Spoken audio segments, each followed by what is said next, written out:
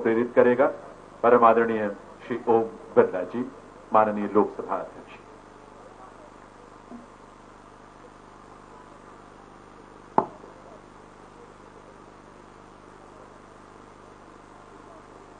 गीता जयंती महोत्सव जो कुरुक्षेत्र की ऐतिहासिक धरती, जहां हजारों वर्ष पूर्व भगवान श्री गीता का संदेश दिया, उस धरती पर मैं नमन करता हूं। और जिन्होंने इस देश में नहीं पूरे विश्व के अंदर गीता का संदेश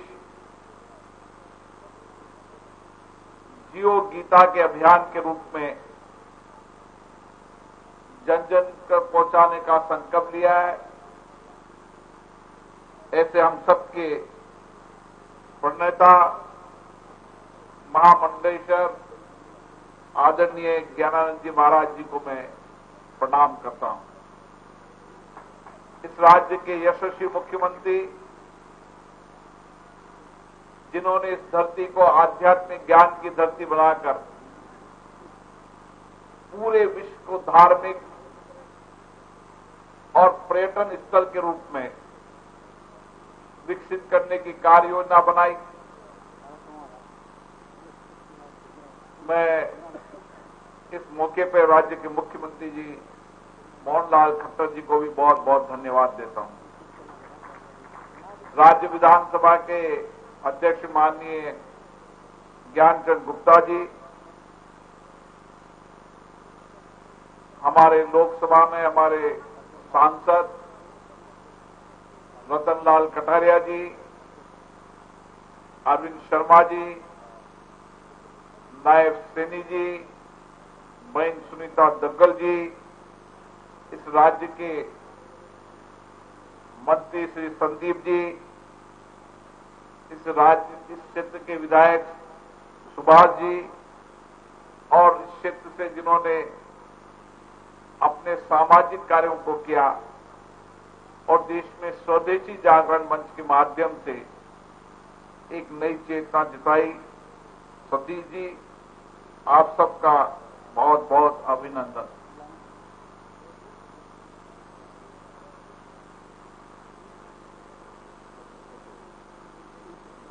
हरियाणा की ये पुण्य भूमि कुरुक्षेत्र की ऐतिहासिक धरती है,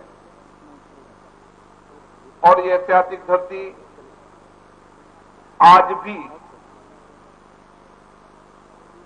पूरे विश्व को एक मार्गदर्शन के रूप में जीवन जीने की राह दिखा रही है। और इस संदेश को पहुंचाने के लिए जिन्होंने पूरा जीवन समर्पण कर दिया है, ज्ञानानंद जी महाराज, जो जियो गीता, हर घर में गीता के इस अभियान को, संकल्प को लेकर एक अथक प्रयास कर रहे हैं, और जिन्होंने इस क्षेत्र को एक व्यापक पहचान दी है, इसके लिए मैं उनको भी धन्यवाद देता हूं। भगवान गीता के उन उपदेशों को, इस गीता के ज्ञान को पूरे विश्व के अंदर व्यापक उसका शोध हो। आज देश के कई विश्वविद्यालयों के अंदर, विश्व के कई देशों के अंदर गीता पर व्यापक शोध हो रहा है। ज्ञानानंद महाराज जी ने भी संकल्प लिया है कि जिस धरती से गीता का संदेश पूरे विश्व में पहुंचा है, उस धरती पर एक दुनिया का सबसे बढ़िया शोध केंद्र होगा, जहां दुनिया के विद्यार्थी यहां पर आकर गीता पर शोध भी कर पाएंगे और यहां से आकर नई प्रेरणा ऊर्जा भी लेकर जाएंगे, ताकि संपूर्ण दुनिया के अंदर गीता का संदेश पहुंचा सके। गीता एक धर्म ग्रंथ नहीं है। गीता हमारे जीवन की, हमारे हर कार्य की, हर क्षेत्र की एक ऐसी पाठशाला है जिस पाठशाला से पढ़ने के बाद हम जीवन जीने की सही राह दिखा सकते हैं। और इसीलिए दुनिया के अंदर गीता एक ऐसा संदेश है जो हमें जीवन जीने का सही रास्ता भी बताती है और जीवन जीने की कला भी बताती है। और इसीलिए इस पुरातत्व ज्ञान को बेहद प्रेरणापूर्ण तरीके से हम जीवन के हर हिस्से के अंदर इसको अपने जीवन में उतारें। ये अद्भुत ग्रंथ हमेशा हमें नई प्रेरणा देगा, नई ऊर्जा देगा। राष्ट्रपिता महात्मा गांधी जी ने मानते थे कि जिस तरीके से अपनी मां हमारे जीवन में संस्कार देती है, विचार देती है, पालती है, उसी तरीके से गीता की शरण भी एक मातृत्व की तरह हमें हमेशा नई प्रेरणा देगी, नई दिशा देगी। और इसीलिए व्यक्ति के जीवन में जब कभी अंधकार होता है, जब संशय में होता है, मन उलझनों में होता है, कठिनाई में होता है, उस समय गीता ही है जो हमें सही राह दिखाती है, सही दिशा दिखाती है। हर समस्या, हर उलझन, हर कठिनाई, हर परेशानी, हर संशय का रास्ता दिखाने के लिए गीता संदेश हमारे जीवन में हमेशा एक पाठशाला की तरह, एक मैनुअल की तरह काम करता है। और इसीलिए गीता का उपदेश हमारे जीवन में आज भी प्रासंगिक है, आज भी सार्थक है। इसलिए मैंने कई बार देखा, मैं कुछ अंश गीता के ज्यादा अंश नहीं पढ़ पाया, लेकिन जो कुछ भी मैं पढ़ पाया उसमें मेरा मानना है कि गीता के छोटे से सार में हम पढ़ने के बाद हमारे जीवन के हर संशय को दूर कर सकते हैं। गीता के जरा से अध्याय को पढ़ने के बाद हम हमारे जीवन की हर कठिनाई और मुसीबतों को उसकी राह दिखाने का काम गीता कर सकते हैं। और इसीलिए आज की वर्तमान परिस्थिति के अंदर जब व्यक्ति का जीवन संघर्षपूर्ण, चुनौतीपूर्ण जीवन वह समझता है, उस संघर्षपूर्ण और चुनौतीपूर्ण जीवन को अगर सही जीवन जीना है तो आध्यात्मिक रूप से गीता का उसको पढ़ना चाहिए, गीता को आत्मसात करना चाहिए, ताकि अपना आप उसको जीवन की सही दिखा पाएगी। और इसीलिए महाभारत में भी जब अर्जुन संशय में थे, जब अर्जुन मोहग्रस्त थे अपने परिवार से, अपने रिश्तेदारों से, उस समय भी भगवान श्री कृष्ण ने गीता का ज्ञान उनको दिया था, एक संदेश दिया था। और आज दुनिया के अंदर आप देख लें कि 5000 वर्ष होने के बाद भी वह संदेश, वह सार आज प्रासंगिक भी है और आज इतना आवश्यक भी है।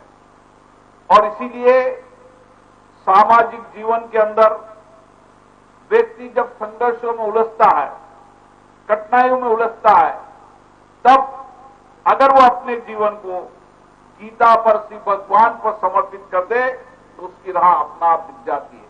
और इसीलिए व्यक्ति के जीवन में कर्म करते समय कई बार अहंकार होता है, लेकिन कर्म योग में लिखा है कि कर्म हमारे जीवन का हिस्सा होना चाहिए। जीवन के अंदर कर्म हमारा कर्तव्य है, उस पर किस बात का अहंकार। और जो व्यक्ति अपने जीवन में कर्म को कर्तव्य मानकर चलेगा तो उसे कभी फल भी नहीं मिलेगा, उसको जो जिस लक्ष्य के लिए काम कर रहा है वो लक्ष्य की प्राप्ति भी नहीं होगी। तो कभी निराश नहीं होगा। और इसीलिए व्यक्ति के जीवन के अंदर निराशा को खत्म करने का काम भी गीता ही करती है। व्यक्ति के जीवन में कभी अच्छा होता है, कभी बुरा होता है। जब प्रभु की अच्छा होता है तो हम कहते हैं प्रभु की कृपा है, ये प्रभु ने कृपा की। और जब अच्छा नहीं होता तो कहते हैं प्रभु की जैसी इच्छा। ये इच्छा और कृपा, इस धंध के अंदर व्यक्ति अपने जीवन को अगर भगवान श्री कृष्ण के अंदर समर्पण कर दे, अच्छा हुआ तो भी श्री भगवान कृष्ण की कृपा, और जो अपनी इच्छा के अनुकूल नहीं हुआ उसमें भी भगवान की कृपा, तो वो जीवन की सही राह दिखा सकता है। और इसीलिए हमारे जीवन के इन सभी लक्ष्यों को, तनाव को, विशेष रूप से मैं नौजवानों को कहना चाहता हूं, आज डिजिटल का युग है। इस डिजिटल के युग के अंदर हमारा नौजवान बौद्धिक रूप से तो बहुत क्षमतावान है। दुनिया के अंदर हमारा नौजवान आज नेतृत्व भी कर रहा है, लेकिन बौद्धिक क्षमता के साथ साथ अगर उसके जीवन में आध्यात्मिक ज्ञान भी हो जाए तो उसका जीवन सही राह की दिशा पर चल सकता है। वह बौद्धिक ज्ञान और आध्यात्मिक ज्ञान प्राप्त करने वाला युवा न कभी तनाव में न होगा, न अवसाद में होगा। वो हमेशा अपने जीवन को सही राह की तरह जिएगा, सही संकल्पों की करेगा, अपने आत्मविश्वास को हमेशा बनाए रखेगा और अपने लक्ष्यों को प्राप्त करने के लिए भगवान श्री कृष्ण के दिए संदेश को आत्मसात करते हुए पूरा करने के लिए लगा रहेगा। इसीलिए जीवन के अंदर अगर परिणाम निकलना है तो हमें गीता के संदेश को अपने जीवन में अपनाना है। और इसलिए कहते हैं न गीता किसी भाषा की है, न किसी प्रांत की, न किसी धर्म की है, न किसी को है। गीता तो केवल मानवता का संदेश देती है और ये मानवता का संदेश जन जन तक हमें पहुंचाना है। मैं इस मौके पर विशेष रूप से ज्ञानानंद जी महाराज जी को धन्यवाद दूंगा कि जिन्होंने इस गीता के संदेश को अपने जीवन के अंदर इस लक्ष्य के साथ मुझे समाज के क्षेत्र के अंदर जियो गीता के रूप में व्यक्ति को अपने जीवन में जीने की कला और जीने की राह अगर देखनी है तो गीता में रहकर जियो। ये भगवान श्री कृष्ण के उपदेश को जिस तरीके से ज्ञानानंद जी महाराज पहुंचा रहे हैं, और विशेष रूप से इस राज्य के मुख्यमंत्री लगातार इस कुरुक्षेत्र को आध्यात्मिक ज्ञान की धरती बना रहे हैं, ताकि दुनिया के अंदर जब कभी लोग यहां पर भारत आए तो उनको कुरुक्षेत्र के अंदर आध्यात्मिक ज्ञान मिल सके, गीता का संदेश मिल सके और श्री भगवान की धरती पर नई प्रेरणा, नया संकल्प लेकर जाए, तो आने वाले समय में आध्यात्मिक ज्ञान के माध्यम से वो अपने जीवन की नई राह चुन सकते हैं। इस मौके पर पुनः आप सभी नौजवानों को बहुत बहुत साधुवाद, जो ज्ञानानंद जी महाराज जी के नेतृत्व में आए और अपने अपने क्षेत्र में जियो गीता के अभियान और संकल्प को लेकर जाएंगे। आप सभी को बहुत बहुत धन्यवाद। जय श्री कृष्ण। बहुत बहुत आभार माननीय ओम बिरला जी का। और